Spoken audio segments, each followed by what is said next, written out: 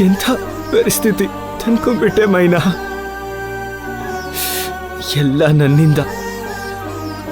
ನಮ್ಮಮ್ಮನ ಚೇನ್ ವಾಪಸ್ ತರೋದಕ್ಕೆ ಹೋಗಿ, ನಮ್ಮಮ್ಮನ ಆಸೆ ಈಡೇರ್ಸೋದಕ್ಕೆ ಹೋಗಿ ಎಂಥ ಪರಿಸ್ಥಿತಿ ತಂದ್ಕೊಂಡ್ಬಿಟ್ಟೆ.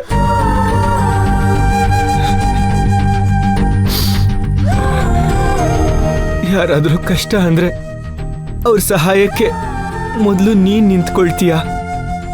ಅದಕ್ಕೆ ಅನ್ಸತ್ತೆ ಕಷ್ಟಗಳು ಮೊದಲು ನಿನ್ನೆ ಹುಡುಕೊಂಡು ಬರುತ್ತೆ.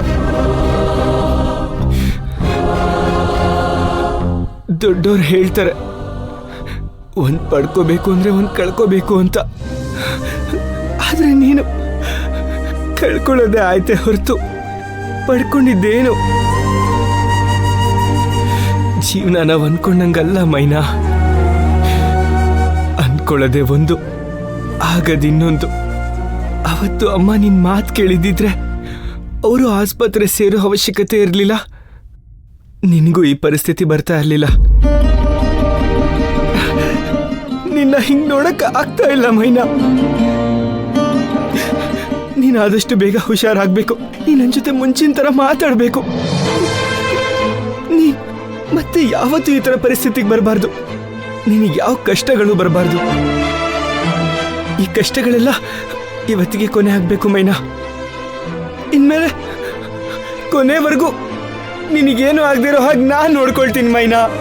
I promise, I promise, promise, I promise. ಎದ್ದೇಳು ಮೇಲೆ, ಎದ್ದೇಳು, ಎದ್ದೇಳು.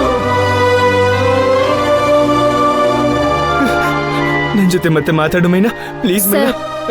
ವಾರ್ಡಲ್ಲಿ ಈ ತರ ಡಿಸ್ಟರ್ಬ್ ಮಾಡಬಾರ್ದು ಸರ್. ಅವ್ರು ಮಲಗಿದಾರಲ್ವಾ, ಪೇಷಂಟಿಗೆ ತೊಂದರೆ ಆಗುತ್ತಲ್ವಾ. ಅವ್ರಿಗೆ ಜ್ಞಾನ ಬಂದಿಲ್ಲ ಅಂತ ಹೇಳಿದೀವಿ ತಾನೆ. ಸಾರಿ ಮೇಡಮ್, ನಾನು ಮಾತಾಡ್ಸಲ್ಲ, ಡಿಸ್ಟರ್ಬ್ ಮಾಡಲ್ಲ. ಸರ್ ದಯವಿಟ್ಟು ಹೊರಗೆ ಬನ್ನಿ ಸರ್, ಪೇಷಂಟಿಗೆ ತೊಂದರೆ ಆಗುತ್ತೆ. ಇಲ್ಲ ಮೇಡಮ್, ಡಿಸ್ಟರ್ಬ್ ಮಾಡಲ್ಲ ಸರ್. ಆದ್ರೂ ಬೇಡ ಸರ್, ಡಾಕ್ಟರ್ ಬಂದ್ರೆ ಬೈತಾರೆ. ಪ್ಲೀಸ್ ಹೋಗಿ ಸರ್. ಸರ್ ಅವ್ರನ್ನ ನೋಡ್ಕೊಳಕ್ ನಾವಿದೀವಿ ಸರ್, ಪ್ಲೀಸ್ ಹೋಗಿ ಸರ್. ಅಲ್ಲ, ನಾನು ಸ್ವಲ್ಪ ಹೊತ್ತು ಮಾತಾಡ್ಸ. ಸರ್ ನಾವು ವಾರ್ಡಿಗೆ ಶಿಫ್ಟ್ ಮಾಡಿದ್ಮೇಲೆ ನೀವೇ ಸಪ್ರೇಟ್ ಆಗಿ ಬಂದು ಮಾತಾಡ್ಸೋರಂತೆ. ಪ್ಲೀಸ್ ಹೋಗಿ ಸರ್. ಡಾಕ್ಟರ್ ಬಂದ್ರೆ ಬೈತಾರೆ, ಪ್ಲೀಸ್ ಹೋಗಿ ಸರ್.